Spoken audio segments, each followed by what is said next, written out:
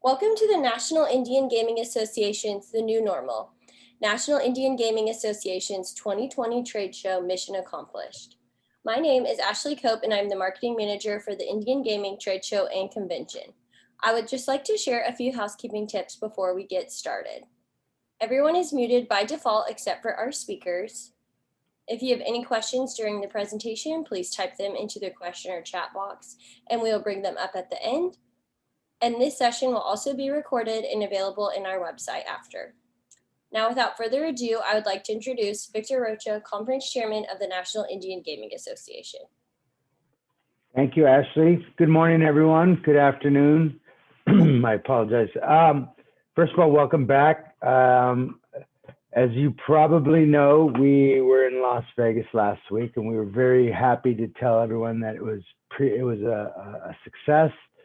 But before I go into it, let me introduce my guests. First of all, we're really glad to have the Chairman of the National Gaming Association, Chairman Ernest Stevens Jr. here with us this morning. Good morning, Chairman. How are you doing? Morning. I'm doing great. Good, good. We have my dear friend and partner, Jason Giles, Executive Director for the National Gaming Association. Jason, how are you doing? I'm glad you made it back home. Yep, very well. I went and got a test right as I got home, and I'm negative, so the vaccines are strong. Yeah, you know, Jesse Robles, who works for me, also got his test when he came home, and he tested negative also. So that's another good one. Brian Sullivan, the man with the plan. Brian, how are you doing this morning? Doing great. Great to see everybody again. Brian is on vacation. I dragged him out of vacation for like an hour. He's hiding up in New Hampshire, like D.B. Cooper. I believe that's where he hid out, right? When he was done. So beautiful New Hampshire. Beautiful weather. It's a beautiful day here in New Hampshire. So, gentlemen, let's talk about our show. First of all, let's talk about it for what it really is. I mean, what a miracle. You know, it's like plowing your field in between a hurricane or in the eye of a storm or something like that. You know, the eye came over Vegas very briefly and we had our show. And by all metrics, it was a success. Chairman Stevens, what would you say? I think it was a tremendous success. It's good to see all the leaders there, both from the professional and business standpoint, see everybody over at the National Center. You know, it's certainly historic to be able to pull this off. And, you know, I think that the two key points for me is to be able to be on the trade show floor and interacting with all the professionals and business folks and all those folks in the industry. That was a very key part of our success. But the bottom line is the membership meeting, when we're spending time with the leaders, feeling their pulse, hearing their voice, it's really a key part of the success. And people understanding, I think that for the most part, Indian country understands that we have to, Rick Hill told me once, this is a process, not an event. So we took a giant step forward. And while we're doing that, we stayed focused on our distance, on our mask. And, you know, I asked everybody that was going to show to get the vaccine. I'm sure not everybody listened, but that was my position. I can't force my position on anybody, but I asked them to get the vaccine. I asked them, if you don't have the vaccine, then you should be wearing the mask. And I don't think it's a problem to wear the mask. I wore my mask a good part of the time as well, as much as I could. So I think that we understood that we have to, this process that we're going through is building the new normal. And that we could get back to business as long as we're careful and we're safe. And I think that everybody really pretty much adhered to that. And I think that's why we were successful. Again, that's a Rick Hill statement that I never understood. He told me that when I was right out of college and I was pounding on his door. He was the vice chairman and my best friend, helped me get through college, and I was trying to get him to help me. And he told me to be patient and concise and organized, because it's a process, not an event. And that's what this is, the process. And I think we took another giant step forward, but we still have a lot of work to do. So I'm excited. I'm happy. Yeah, you know, you mentioned something, and Jason, I think you'll agree with me. I think everyone did pretty good in wearing the masks. I know whenever I left the conference, if I was on the tram, or I was on a standing in line for the cabs, or even walking through the casinos, I wore my mask, and I saw a lot of us did. It seems like there was really good mask practices, which I think that's how if you're going to have a conference in the middle of a pandemic, I think it's very important that you do practice health and safety, like wearing a mask and stuff like that. What did you see, Jason? Well, and Victor, you'll be happy to know this week, Nevada reinstituted its mask mandate. So we got in just under the deadline, even though they did, make employees start wearing it again. So, but we're, Right. we're just lucky. I mean, to be out there with that many people and so many folks came vaccinated as we urged them to do. And then, the mask wearing was still everywhere. I've tried to wear mine whenever I could. And, you just don't want to take any chances. I will say, Victor, you went down to that COVID rapid test that we had on the trade show floor. Yeah, I did. And I talked to those folks afterwards. I tried to get one there and they were already wrapping up. But of all their tests, and the guy wasn't sure how many it was, but he said it was hundreds, maybe over 1,000. They had about a 20% positivity rate. So, I mean, there's still people out there that are either not vaccinated or sometimes are just going to test positive, whatever the case may be. And that's why you're seeing the CDC today just saying, look, if you're inside in a large group, you got to wear the mask. You're seeing Capitol Hill again going back to the mask mandate, and Republicans having a conniption fit about it. But, we just don't know enough about this Delta variant. There's kids are going to come back to school in the fall again. I mean, this country can't be wanting to relive what happened last fall when all the kids went back to school, mostly college. It just, the numbers went way up again and stayed high all the way through January. So, the mask, and I don't think it gets enough. It's gotten no attention, and it blows my mind. The past flu season was non-existent. So, you really got to wonder, in a normal year when you would have 40 to 60,000 people die from just the regular flu, obviously probably older people or immunocompromised, but, wearing a mask at least, tamps down that transmissibility. And for us to have literally no flu season, and America was not an anomaly. That was the case all around the world. Started in South America because the pandemic hit during their winter and they all started wearing masks, and they literally had no flu season south of the equator. And then it happened here, no flu season this past year. So, going into the fall, we've got a whole bunch of conferences lined up, whether it's, Oklahoma in August in a couple weeks, but Washington, and then G2E, NCAI and Sacramento, both in October, and then our mid-year in November. Let's just stay on top of this because you're seeing in England, they're approaching 88% adult vaccination, and just in the past week, their numbers are falling off a cliff. So if we can just keep getting folks vaccinated, this thing will end. So yeah, and I saw this morning they're saying that if you are vaccinated, you can visit London, and I'm already thinking about ICE in January and stuff. So that I think we still have to treat it like it is a health and safety issue. We can't pretend that it's in our rearview mirror. And if we are going to meet in these type of conferences and these environments, and more importantly, if we're going to do business and we're going to pretend that we're in a normal world, then we have to wear masks. If you're not vaccinated, and you should be vaccinated, wear your mask. Now, one of the funny things that happened at this conference, and it's funny now in hindsight, was me shooting my mouth off during a press interview. And, I was going to the airport. I had just read the newspaper, and, part of my job is to look forward and stuff. I mean, it isn't to shoot my mouth off like I did, but what happened was I talked to our friend Buck Wargo, the reporter, and I said that masks were going to be mandatory, and that if you weren't vaccinated, you probably shouldn't show up at our show.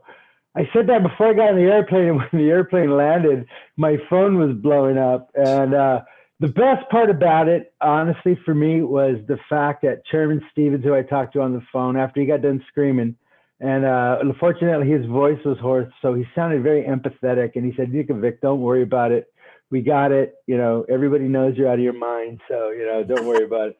But immediately a big press statement went out and they said, Victor's out of his mind. Masks are not mandatory. And if you're not vaccinated, but, it was gone in a second. Nobody remembered it except me, which I was laughing about it the whole time. But, now the masks are becoming mandatory. At the hotel that I was at, the Venetian, initially, masks became mandatory for employees. And actually, the Venetian still had plexiglass up in registration on the casino tables and stuff like that. So they still have very strong COVID restrictions in place. But that's one of the few places. We went to Harrah's and it was just completely opposite. So, the fact that we were able to have a successful conference, the fact that we did wear masks, and by the way, the environment that we were in, those were 30-foot high ceilings. It was massive amount of space. I think when people were at the conference, they did feel comfortable not wearing masks. I know a lot of times I didn't wear a mask. I was vaccinated. I was positive in December. So I think a lot of people like myself just felt safer in a larger environment. But, I would like to remind everyone, if you did go and you're not feeling well, then you should be following the CDC guidelines, which require you to isolate and just kick yourself in the butt for not wearing a mask. But, I think that's important. Like we said, there's people we know got tested. I was contracted by an attorney named Richard Armstrong. He said he'd heard somebody that was positive, and so I sent them the CDC guidelines. And I think that's kind of the message that we have to get out there. And also, it's good practices if you're going forward, because like Jason said, I will be going to Oklahoma Indian Gaming Association Conference in Oklahoma City in August. I will be going to G2E in October.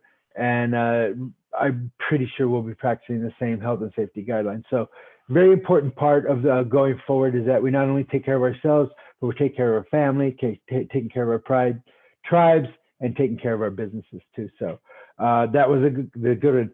Ed, how are you doing, my friend? I apologize for forgetting you were there. I see your handsome face in the corner.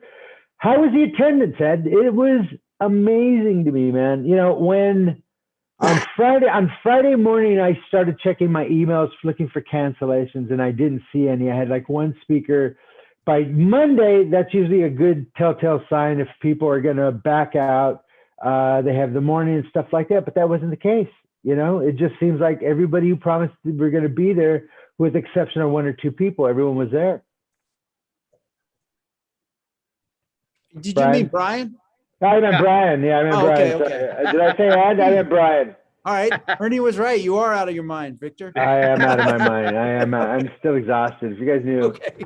Brian, so how was attendance, man? I said Ed, sorry. Attendance was great, Victor.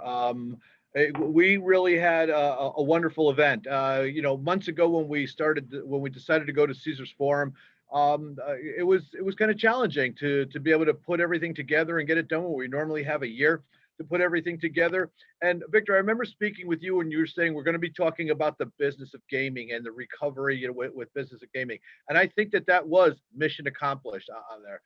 Going into a new facility is a challenge to be the first major event to go in. If you're, building a game or you're doing anything for the first time, there's different things that you don't know are going to happen until you get there. So we did experience that, but I think that, under Chairman Stevens' leadership, we were able to kind of get through all the things to do. And, the things that did pop up were almost invisible to everybody because we were able to get through it, watch it, get the attendance there and work with the manufacturers.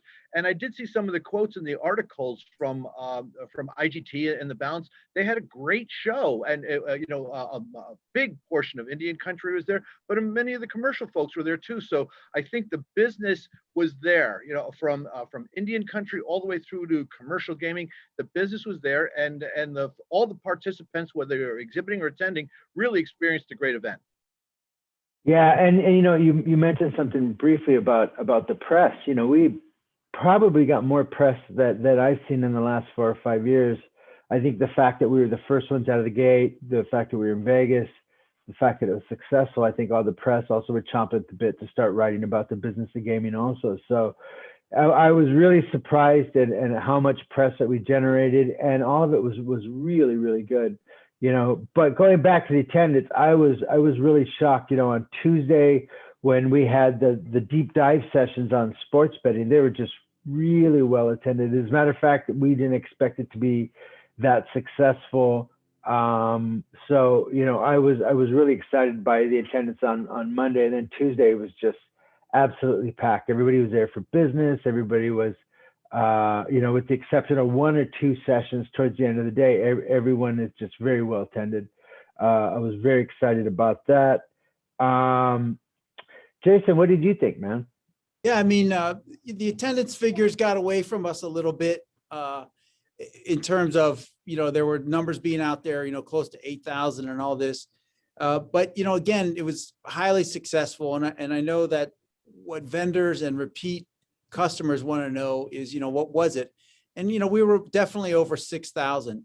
And the reason it's hard to judge is because we had so many credits from last year, almost over 1,000, you know, people who paid last year and were able to show up free this year. And we just don't know how many of them actually showed up. And same goes with a lot of other of the cross attendance with the res. You know, we both got credit. We both made you buy a separate ticket, but it wasn't like if you were speaking at res, but also speaking at NIGA, you know, you got to come over to our way too. So we don't know how much cross attendance there was either. And then finally, the space. I tried to emphasize everybody that space is beautiful, was great, but we know it was a lot of walking. We know there was limited food options over there, but you know, a lot of these things that you might have experienced in Las Vegas are not going to be an issue in Anaheim. So we're very, very optimistic about Anaheim. Vegas was overall a great success. The people coming out there, I just couldn't thank people enough for showing up because of all that was going on. It was a lot of people's first trip out since the pandemic. So, you know, it just turned out way beyond our expectations. You know, we can ask Brian going into this thing, we were like, if we break even, it'll be hallelujah if we break even. So, but we did way better than break even. So, yeah, you mentioned real quick about Anaheim, and you know, I think one of the advantages of Anaheim is the fact that everything is so close together. And the way we did the show is that it's stacked, it's on different levels, but they're all in the same area. So you'll be going up escalators, you'll be going up elevators, but you won't be walking as much. And that was one of the issues. And with Vegas, that was an issue. You know, I checked my pedometer at the end of the show, and I had something like 41 miles. Something like that but then I was in Vegas for a week too. So that was pretty wild. And I think the you know, because it was a new venue, there were some challenges. You know, there wasn't the food that you had at the Sands. And we knew that would coming in, and the fact that it was really hot and you saw that pumping all that air into that new venue was very challenging. They seem to have some problems with that. But, you know, I do like that the fact that it was so big and they did have the carpeting, and it was a great space to have a conference. You know, I think everybody felt confident that it was new and that it felt good. So and the fact that we had it in Vegas, I think was a huge deal and a big part of the success. Chairman Stevens, I have a question for you. You know, they've mentioned the fact that we combined our show with Res, and this was the first time this has happened. How would you rate that as a success? You know, I think people were worried about it, and some people were overconfident with it too because of the numbers and our reputations and the things we've done in the past. You know, I think that we did what we set out to do with a little bit more success than I think we anticipated. That's my kind of overall number. So is that a 7, a high 6 or 7 on the way to 10? You know, I think it's a 7. You know, could be higher. The numbers, you know, those can be debated forever.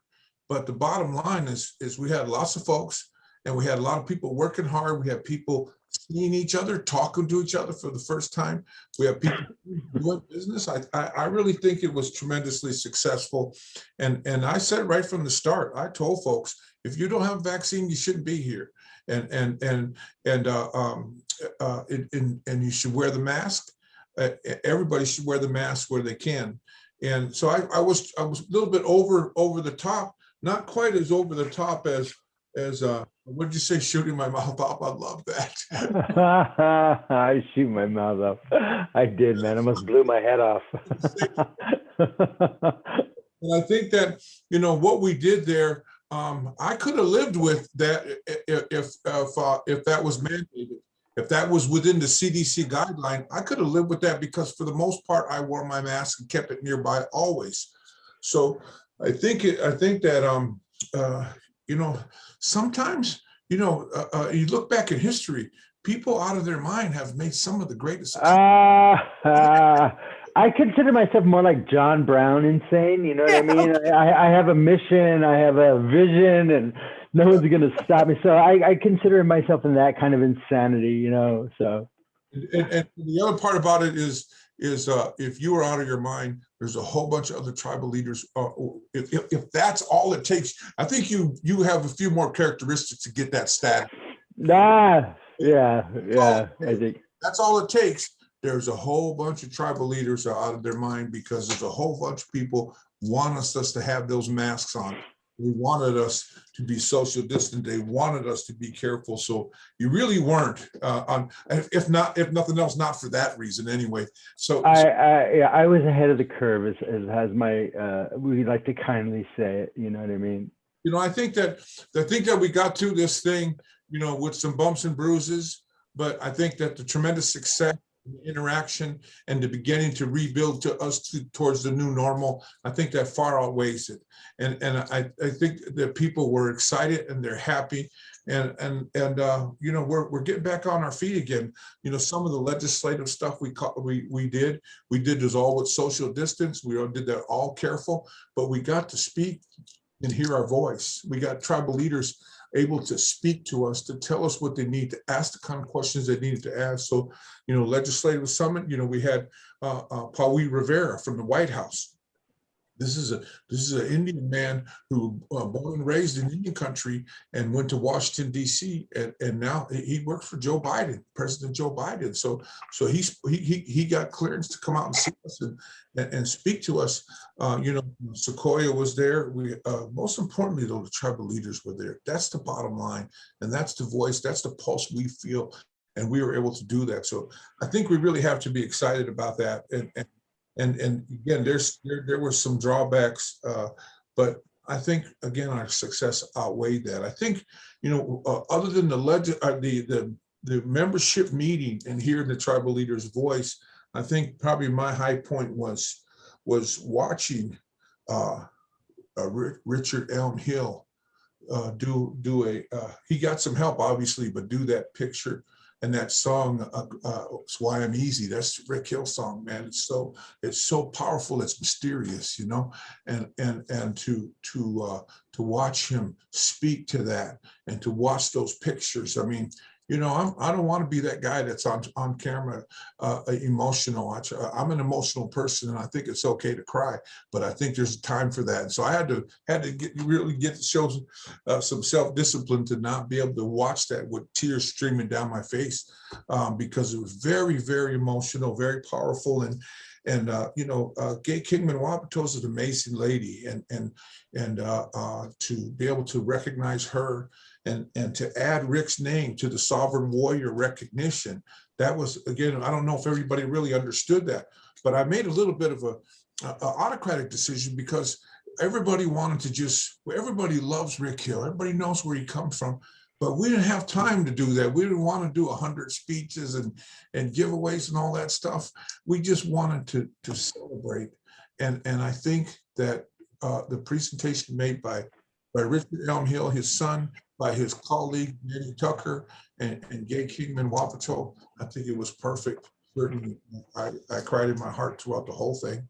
And Well, Chairman, it's events like that I feel that really separate us between everybody else in the industry. I think it shows more of the heart of Indian country, and that we're not just a cold business conference. That there's a real heart there, and that we respect and we remember our leaders and our friends, and especially someone like Rick Hill too. So I agree with you 100%. And you touched upon something that I think most of our viewers do know, but I'd like to reiterate that the conference wasn't just a business conference. It's a place where we go and take care of politics and policy, and where Chairman spends an entire day and even longer dealing with businesses, dealing with speeches, dealing with motions. There was an election. Chairman Stevens was reelected for his, was this your 10th, 11th term? 11th term, yes. His 11th term. So he was reelected, and I believe this is his third or fourth unopposed term also, which I think has a lot to do with, I think everybody respects you, and that's the reason why, or they're intimidated by you, one of the two, but you should take it wherever you can get it. But the fact that you run unopposed, I think says a lot about you and your leadership and how people in Indian country feel about you. So congratulations, sir. That must feel good. Thank you, sir. And really, it's really about the folks around me. I think that they know we run a good ship, and I may be elected leader of that ship, but everybody has to do their share. And I think that Jason, Giles, and the rest of our staff at the National Indian Gaming Association are really key components to the success that we thrive on. My wife, my family, I couldn't even go down the list to tell you why these people are so important to me. My wife has stayed by my side the whole time. This is the same lady that wants me to work on that new normal, get back on the road. I think she's had a little too much. Yeah. The whole pandemic, she'd like me to get traveling. Mostly my grandchildren would, because they like to have grandma to themselves. So, but I really think that the bottom line for whatever my leadership is what Rick and my Uncle Percy, my parents, and so many others taught me, is that we feel the pulse of the leadership. And we have to go forward with their voice. And I think that's the giant success of what we do. So, I appreciate all the accolades, and I love my job, but I'm just one person on this machine that is led by the elected tribal leadership in the country, and I'm proud to be a part of that. At one point I was over at the esports booth, demo booth, and Rick's grandchildren were there. And let's go. Oh, looks like my battery is started. If I drop out, I'll have to come back on my phone because it looks like my thing isn't charging, which I don't know why. But real quick, I saw Rick's grandchildren at the esports booth, and they're flying little helicopters around. I was like, do not hurt those kids. Whatever you do, make sure that nothing happens to them, the precious cargo. So that was really fun. Jason, one of the other things that I noticed is, teaming up with Rez, it really did bring a different vibe. Mm-hmm. I noticed I saw a lot of people that I wouldn't normally see, and I thought that was really special and important. Yeah. What did you think? It was a risk, and yet we did it. And how do you think the union? I'm not sure it would work with anyone but Rez, just given the nature of their show. And if you think about it, the Rez show has always been basically a month or 6 weeks before Indian Gaming Association's show. So we do have some,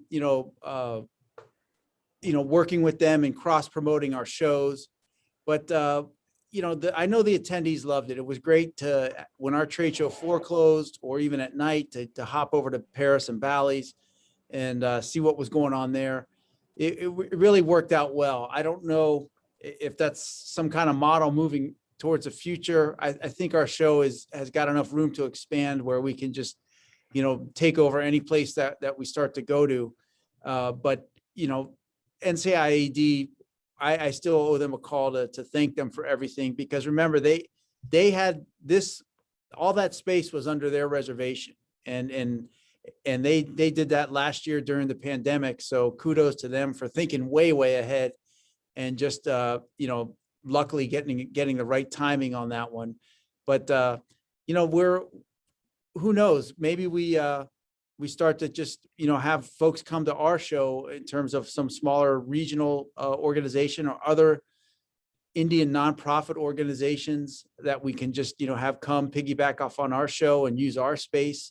All these types of things. Because one thing that's happened during the pandemic is all the national Native nonprofits, we've sort of coordinated our efforts more and more over Zoom mostly, but now we know each other better, and we can take it all together and look for a future where maybe, if there's a big Indian housing crisis going on, or the education system needs reform, the Bureau, BIE, Bureau of Indian Education, those types of things, we can maybe highlight them at our show and bring them together and have even a bigger show than what we're accustomed to with other issues that are not gaming. So that would be a big one. You know, Brian, how did it work in terms of what did you see from your perspective of, you know, folks coming over to our show, over to their show? I mean, did you get any complaints about people not being able to access the shows with different badges? Because I feel like we relented. You know, if you did come over from Res, we weren't going to kick you out. Did you catch that, Brian? Yeah, you know what? There was, you know, a couple of hiccups, Jason, but I wouldn't say problem at all. You know, everybody who was let in, you know, crossed over. So I think from, you know, I had spoken to a number of the exhibitors on the floor, and they were happy because, you know, it's, you know, res is the, you know, it's economics and things. So anything to do with economics in Indian country is an asset. So I think it was overall positive. And as you just mentioned, if there are other Native American organizations that come in, embrace them, it only brings power to the event, and it'll grow it. And bottom line, that's what everybody's looking for, is to network, to see new people and build new relationships. So I thought it was a huge success. And Ernie, I know that Derek Watchman and Chris James, they came over to, you know, the Chairman's Lounge and gave us an hour of their time during their show. And I got to admit, that spurred me to, you know, reciprocate and head over to theirs and just, you know, look around and thank some of their staff. But you know, Derek's a longtime friend, Ernie. So, I mean, Yeah. coordination again with NCIED. I think that people, you know, the first look at it was, really, in this day and time, could you really pull something like that off? And then, you know, people might have, you know, thought like, you know, we were kind of hanging on the edge, getting desperate. But I think we're organized enough and we're professional enough, and we know how to do this. We've all been doing this for a long time, and just kind of had to, you know, let the atmosphere work itself through. And the fact that, you know, we went in knowing that we were going to make some mistakes. We went in knowing that it wasn't going to be perfect. And to be able to, like I said, for me to be able to sit at a 7-10, I think that's my analysis, and I think I'm pretty accurate. And that comes from hard work and determination and great staff on both sides, you know. And I went to a few events just to get things going because I'm a National Center board member. But, you know, I stayed pretty close to home and stayed on that trade show floor in our respective lounges. I think one of the key things, though, is when we moved the lounge to the other side of the trade show floor to balance it. I think that was pretty key. So Brian, Victor, and Jason and the team to be able to respond to balance that out, where I think was really fair and really worked itself out. Because, you know, I really think that it's, you know, whether it's, you know, we had all these different, we had a sports betting, online gambling, tribal state compacting, cannabis industry thing was successful, post-pandemic recovery, our operations, cybersecurity, most importantly, the federal legislative advocacy. These things were very necessary, you know, and I think that, you know, one of my favorite ones was kind of at the beginning of the trade show was the cybersecurity task force, and we kind of put those guys right out in the stadium. I mean, in the lobby, and kind of hung them out there. But I didn't want them to be back in the corner. I didn't want them to be in the wrong environment. I wanted people to know that we're ready to fight for what is ours. And the cybersecurity and domestic terrorism, these kind of threats to our industry need to be dealt with. We don't have to be aggressive, but there's nothing wrong with being proactive. And we had some really top-notch professionals that were there, Mr. Lemieux, Oscar Schuyler, Mr. Villalpando, and led by Lamar, our former FBI agent, Walt Lamar, and then the Tribal Gaming Protection Network, Ms. Alvarez. Those folks they live this stuff. And it's important that we understand as we go forward, not to take this for granted. Too many people think that everything's going to work itself out. That's kind of was the message early on in this pandemic. And then with this ransomware and all this kind of stuff, we can't wait for someone to work it out for us. We have to work it out. We have to fight it. We have to be proactive. And I think that's what the message is. And I think it was very successful to that extent. But again, in the process that we're going to celebrate the event, but we're coming out of this trade show strong, and we're going to fight for what's ours. We're going to protect what's ours, and we're going to get your country back on our feet again. Yep. You know, I apologize. I got dropped out for a second. My computer wasn't hooked up properly to my source. I drug it out of my my luggage still, so I still haven't unpacked. I don't know about you guys, but I still haven't unpacked. I still have a lot of my stuff still in suitcases and stuff. You know, Chairman, I thought, you know, every location has its challenges. They're all different, and this one brought its own unique. You know, I think some of the advantages, obviously being in Vegas, being able to use that tram to get over to Res was very useful. But like you, I didn't have much time to leave that floor. I was too busy taking care of business and making sure our show was a success. But, you know, it was wonderful to be in the same town with them at the same time. You know, there's a lot of crossover between us, you know, and I think it was funny. I sent Jesse over there at one point, and he comes back and he'd never been to Res. He's like, the vibe over there is wild. I go, yeah, you know, they're day drinkers, we're night drinkers. It's a little different, Right. you know, so their vibe's a little different than ours. You know, we were there. But what I did see, and it's wonderful to see all those people that we don't normally get to see at our conference and run into them, and having that party at Dre's on Tuesday night, that was really fun. That was really big. Everyone was real happy. I left before all the real excitement started because I went back to get ready for the next day. But that was wonderful, and having it. Let's talk about the location. Let's talk about Las Vegas. Brian, how was it being back in Vegas, back in your old workspace, and how was the venue? How did they treat you there? You know, Victor, it was Caesars did an unbelievable job. You know, they were there since it was the first one back. We got a lot of concentration from the folks at Caesars to really make it happen. So there's a lot of challenges. You know, if you know, out on the show floor, there was things like the Mustang, the medical vehicle, and the vehicle that Games brought in. That was not an easy task to get in. So there was meetings weeks ahead of time, measuring and making sure that the turns could be made to get these to get the things in. So, you know, working with the team at Caesars, working with everybody on the team. You know, there was a commercial years ago where they used to say, "Never let them see you sweat," and everything. So I think we did a lot of that by working with each team, and each team was very, very cooperative because we knew we were going first. We're, you know, a failure is not an option, and everybody had to work together to make it work. So even being in Vegas, you know, Vegas was, you know, has had the same challenges that everybody else has had. So I think all working together and getting the first one in, you know, for gaming, you know, was absolutely spectacular. I think we really threaded the needle. Yeah, you know, I think after spending a week in Vegas, I think I told Jason that I didn't know Stephen King's book, The Stand, was a nonfiction. You know, so it was, Vegas was wild, man. Let's be honest about what we saw there, man. You know, we were there in when were we there? In March, Brian? We were there in March, right? Yes, we were there. I actually have been there. This was my third trip to Vegas this time doing a SART inspection. So I was there. We were there in March, you and I, Victor, and then I was there in May, and then of course last week.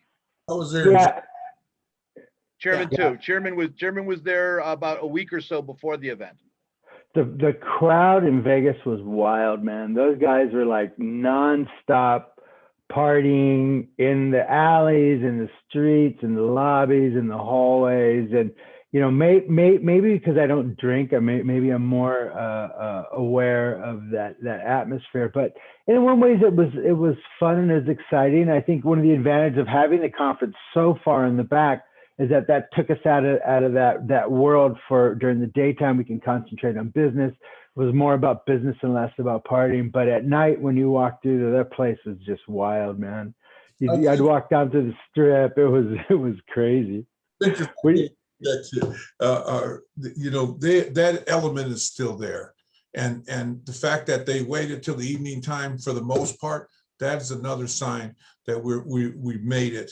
But I think that you know, I think that for the most part, the majority of the people know that when they come from Indian country, where they represent their communities and their tribal governments, they know that there's a few minutes for social time, but for the most part, we came there to work. If we get to bed on time, we can get up early and get to work. I think that's what's really reflective. And unfortunately, Vegas can't really stop that kind of environment, invites that environment. And we were there to celebrate to some extent. So to those ones that celebrated within reason, we congratulate them, and we don't have no problem with that. For those ones hanging on the edge, well, they still have a little bit to learn. And, again, it's one of those things, you feel the pulse of your community. Our communities, our leadership wants us to get our work done, have a few social environments, and get to bed and get back to work. And I think for the large extent, the large majority of our folks, they did that, and I'm proud of all of them. And again, those crazy ones, I'm not talking about you, Victor, those crazy ones that can do that, still do that and get up early in the morning, I'm not sure how they do it, but nonetheless, to each their own. Everybody has to make their own choices, but I think the majority of our folks come to Vegas to get to work, and they did it. They did. I thought I saw a question. I think I saw one from oh, it's gone already. It was you could see that everybody was there for business, you know what I mean? And I think the fact that we're in Vegas, we didn't have as many parties. I mean, there were some social ones. There was where was it? Over obviously at the Paris. There was one over at Resorts World, and there's other, but they were smaller, more contained. And I think, it was really, I think people were just chomping at the bit to do business and not to get together and party and stuff. Although, like we said, I just think the fact that we put a strong emphasis on the business of gaming, I think that made it very successful too. So, we all should be proud. At Dre's, and again, we sent people home early, and everybody had a great time. But again, we didn't go into the midnight hour, and I think that we got to see each other. So it's more like a welcome reception than it was a party, but it was a party. But I think the part that keeping Indians close to Indians and keeping us close together also helps us with safety factors and social responsibility. Yeah, and especially at that event, you could definitely see where it worked together, bringing Niga and Rez together again too. It was just like I said, there was a lot of people that you wouldn't normally see at Niga, and I'm sure for Rez, there's a lot of people that wouldn't normally see at their show too. So, I think maybe at some point, we should talk about it and see if that's possible. I think within the realm of possibilities, and no promises, but that was really fun. And it was exciting, I think, coming out of a pandemic. That was our strategy to begin with, by the way, as Jason and Brian and Chairman will tell you, is that, we wanted to create an event where there was enough tribal leaders and enough leaderships and decision makers that the industry had to pay attention. And the strategy paid off in spades. I think more leaders brought in more people brought in more vendors. I think our show floor is a great example on how that strategy worked. Brian, that floor was packed, man. You talk about those cars and you talk about the other, but I only got a couple of chances to really walk the entire length of the floor. But what I saw was just really amazing, and especially, Chairman, over near your chairman's booth, I got a feeling that's going to be the most requested space in the shows from now on. It's just, you really draw a big crowd over there. It's becoming a real social thing. I don't think any other events that I go to have anything like that. It's one of the other things that makes NIGA unique was the fact that your chairman's lounge, or we should call the Chairman Ernie Stevens stage, that was great. And by the way, it reminds me, so one of the special events of the conference was the fact that Mark Wahlberg showed up. Chairman, when did you find out about that? Jason, I didn't find out about it until that day. So what happened there, man? I knew, sorry about that, but I knew a little ways out, and thankful to Little River Band of Ottawa Indians. They're the ones that brought that to us. Their professional representative was Eugene Magnuson, who's the former treasurer at Pokagon, and he helped set this up. But I've been able to bring a few celebrities to Indian country, but I never count on them till they're there. And so I have to be careful, you know, and actually Donnie Wahlberg was also on the list, and then something happened where he couldn't make it. But I couldn't afford to announce that till it was for sure. So that's why we didn't put it out there. I might have had a little more notice than you did, Victor, but we helped to organize it. And you know, for me, the high point of that is just seeing those people just in awe. But Mark Wahlberg was personable, and he visited with people, and he really expressed a lot of respect for Indian country. And if I could have returned it by getting his name right, that might have helped me a little bit. My wife had to yell at me from the crowd because I was calling him, and I'm a Donnie Wahlberg guy because I watched him on TV. I don't watch the movie so much, but I was calling him Mark Wahlberger. Trust me, we all noticed. We noticed. It was actually the best moment of the show. And you know, what was funny is before you got on stage, I talked to Mark Wahlberg real briefly, and I said, listen, you know, Chairman's real easygoing. He can roll with the punches. He likes to really repartee. So just have a good time up there. And obviously he went up there, and he went up with that mindset that he was going to have a good time. And he was real sweet. I saw him take a million pictures with everyone, you know, so he was real personable. Jason, what did you find out, man? No, Chairman kept it under wraps. I mean, he really did. He would drop hints every once in a while, like, I'm going to have a special guest, and if they show up, we got to have some built-in time to make you know, amendments to the agendas. So no, he kept it under wraps really well, and you know, frankly, we've done these shows before where, you know, we had big commitments from big names, and Ernie's right, like, you know, they cancel the last second, or, you know, something changes. So you got to make sure that they're there on the premises before because people get disappointed. So. Yeah, well, and the very next day he went out to Morongo and was there for their grand opening of their new Wahlburger. So the Wahlbergs were there to promote their businesses, to meet with tribal leaders. Right. They went out of their way. They were very professional, and they were there to do business, and they weren't messing around. You know, he would have taken a picture with a lamppost if they would have got a deal signed. You know what I mean? So that was fun to watch, and it's fun to see someone like Mark and Paul Wahlberg coming into Indian country and get that wonderful reception, and more importantly, give it back. You know, we've seen celebrities that want to isolate and don't want to get him, but Wahlberg was right in the middle. He was in the mix with everyone too. So, and by the way, calling him Mark Wahlberg was hysterical. That was really funny. You did try to make it up to him by showing everybody his biceps. So amazing shape and a great role model. He eats right. He works. He's up every morning. It's like my friend Rodney Butler, the chairman at Pequot. Those guys get up every single morning and they pump iron or exercise or work out, and they eat the right foods, and you can see it. You can see it in them, and not just in their biceps or their body. You can see it in their face. They're healthy folks, and that's what they're role models for me. I got to turn over a new leaf and get back in the gym and get to working out, and they're like I said, they're role models for me. I thought that was a passive aggressive move. Whoever gave him that giant blanket and made him look so small. You know what I mean? He was that he got that extra large one too. So I thought that was really funny. You know, well, Brian, and then yeah, go ahead. Oh, Brian, let me ask you real quick, for our vendors on the line, how did the sign up for Anaheim go on site at Vegas?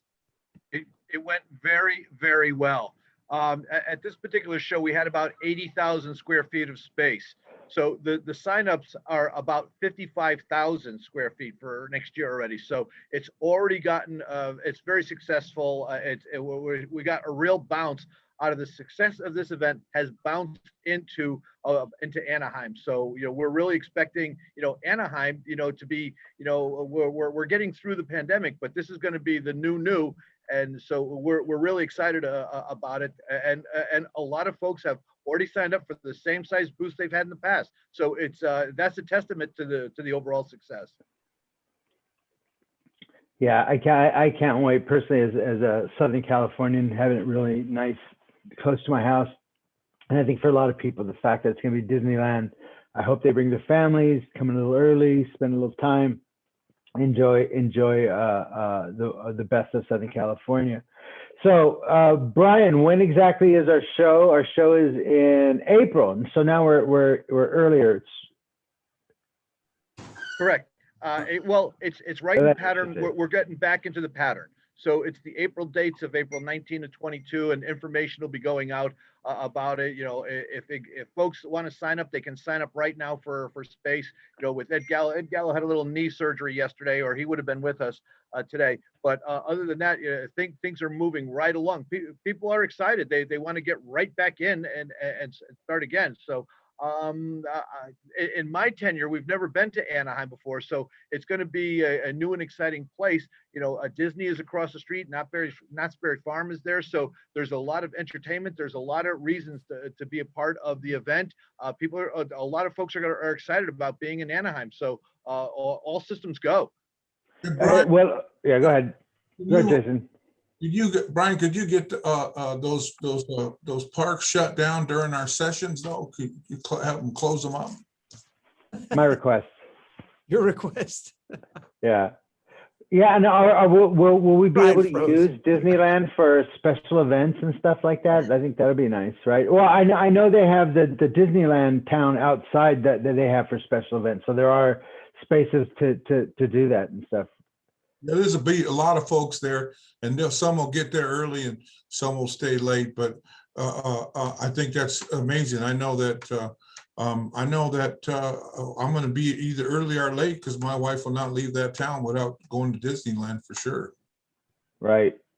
I know too. And then also remind people that we will be doing the National Gaming Association mid-year show. I believe it's 17th, 18th, 19th, something like that, Brian. Yeah, and that's how Yes, you're. it is, and I apologize. I'm losing the signal a little bit here. Sorry about that, folks. But yes, it's Anaheim, the 19th to 22. 19th to 22nd. And so, we will be announcing the agenda at some point. So we're excited. I'm personally excited because we're back in my reservation, my tribal casino, my hometown. So it's a home field advantage for me, which is always wonderful. This set everything up, Ernie, perfectly for our mid-year because, you know, we're in the middle of the summer. It's hard to do a lot of politics in the summer when Congress is on their way out the door. But man, November is huge, right before the end of the year, right before they're going to have to get all the budgeting done. The mid-year at Pechanga is going to be very, very substantive and really politically focused. But you know what, Brian and Ed, I haven't seen Pechanga's expansion since we were last there, and I heard it's even bigger now. And you know, there's an opportunity for some booths and everything else to have sort of a mini expo. So we're going to be looking at all options. Yeah, I think Victor, used to be in your neighborhood. I lived there 20 something years ago, and it was just a tent. And I listened every morning. They woke me up building that casino. My first trade show, I got to go walk inside when they were I was still in the building phases, and it's come a long way. Like so much of Indian country, the growth and the things that we've done. I think one of the other messages that I projected during the trade show is that we have really become our own experts, and whether they're Indians or non-Indians, they're all part of the Indian gaming family, and that we have become the experts, and we've really grown in this world, and we're going to keep growing. So I'm really excited because whether it's you see these young fellows and lady professionals that were in college, or my baby went to 8th grade in Temecula. She just got her doctorate. Her paper was accepted. She's a doctor. She's Dr. Stevens now. She's 33 years old, or not quite 33 years old. So, and of course I'm bragging about my daughter. I do that, but I'm bragging about all of Indian country. We've all grown and combined our education, training, and experience. Indian country knows a little bit about what they're doing. I think the trade show reflected that. And Jason's right. When we go into Pechanga in that latter part of the fall, after we do G2E and NCAI and all these different events, it started with our event. We've got a lot of work to do with DC, and that really sets the table for that. and I think it's perfect timing. And again, like I said before, we're there to work, and anybody that doesn't understand that shouldn't be there. We got to be there to work. I think that the large, strong majority of our people that come to those shows understand that it's time to get to work on behalf of Indian country. I'm very proud of them. Well, Chairman, I think on that we should wrap it up. Again, to reiterate that, you know, we were very excited.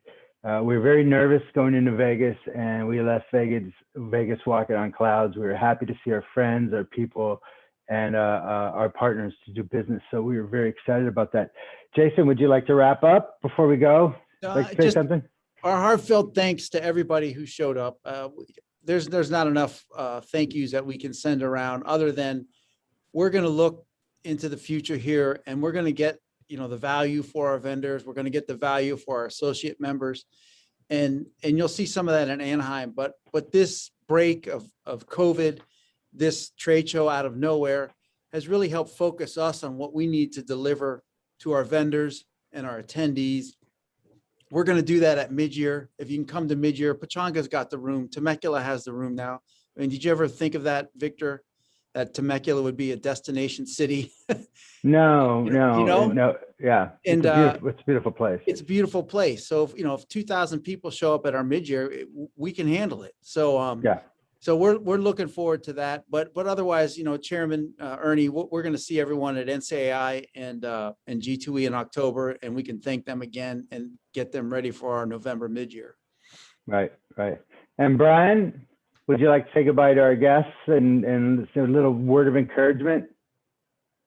Yeah, I'd just like to thank everybody. Yeah, I thank you for everybody. It was great seeing everybody there. It's a pleasure to work for Chairman Stevens and his entire staff. We really enjoy it. And on behalf of Clarion, we couldn't partner with a better organization. So we're extremely happy, and thank you to everybody who participated. And Chairman Stevens, I'll let you talk us out. Okay, well, again, Brian is a humble guy. His quiet demeanor, don't let it fool you. He's a worker, and we go to work. And I think that's the real success of this thing. When we sit around, us here, right here on this show today, and then with our respective staffs, when we get down to getting the work done, what's the other one? Out of his mind. We got all these different kind of names for each other. Some folks think I'm a little bit demanding or autocratic, but we all got our names. But I tell you what, when we get around the table and we're giving and taking and trying to understand one another, there's no chairman, there's no conference chairman, there's no Clarion, there's no executive director. It's all of us working together and sharing and giving and taking and understanding where we need to go from here. So it's really, really a good team approach. So with that, I'll end by mentioning 4 folks that I mentioned in the trade show. Senator Ben Nighthorse Campbell is somebody that he was throughout the show kind of riding around in his car, in his little buzzer thing.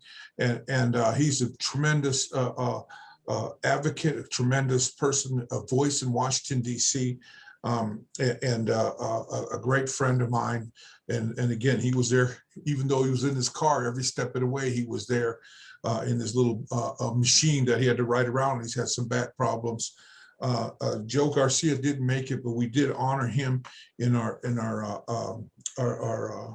mid-year for Lifetime of Achievement. And then the other 2 folks I didn't get to see either, but I wanted to mention them. Was Dolores Pigsley and LaDonna Harris. Those are 2 women leaders that have an amazing resume and years of service to Indian country. So I wanted to mention them because we did honor them in our winter session. But I'll close with this, is we really have to appreciate all the legacy. We don't have to be sad about those folks we lost in this pandemic. We have to just celebrate their memories. And one of the most important mentors in my life with the pandemic took him was Max Osceola from Seminole. And so there's, I could just go down a list that's, you know, on and on, because the pandemic stole so many of our beautiful people. But we have to carry on their dreams. We have to take the baton from them and carry them forward. And I really think that what we did at this trade show as a team, as a family, we did that. And that those ones that are in the spirit world looking down on us, they're proud of the work we did. And that's how I see this. And so thank you, everybody here. Thank you to Indian gaming industry, tribal government gaming, and the folks that we represent. Thank them for making this a success. Thank you, Chairman. Thank you, everyone. We'll see you guys next week. Thanks. Awesome. Bye. Thank you, Victor. Take care. All right, brothers. Bye.